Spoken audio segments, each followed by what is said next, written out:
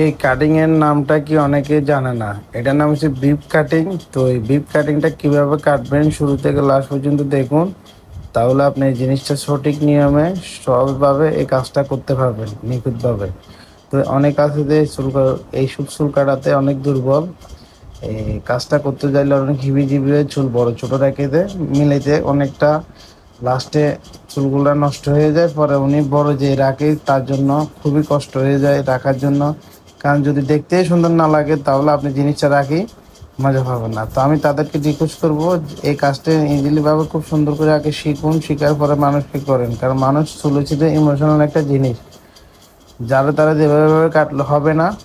কারণ চুলটা এমন শখের জিনিস, সবাই চায় একটু নিখুঁতভাবে খুব দক্ষ কারিগরি চাই সবাই কাটতে। তো অনেকে বোঝে না, যার তার কাছে কাটি ফেলে, যার কারণে অনেকের চুল কাটি মজা হয় না। তো আমি তাদেরকে বলবো দেখুন, চুলটা সাথে কাটলে আপনি হিরো।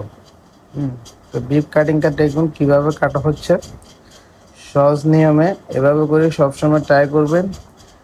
হ্যাঁ, আর আমি এগুলার আরও কিছু রিভিউ দিব, আশা করি আপনারা নিয়মিত আমার পাশে থাকবেন। এগুলা দেখে দেখে কিছু জিনিসটা আইডিয়া নেবেন। দেখুন ওনাকে কত শ্যুট করতেছে, আলাদা করে ন্যাচারাল একটা বাবা শিখেছে, ওনার নিজেরও ভালো লাগতেছে। ঠিক আছে বন্ধুরা, দেখ।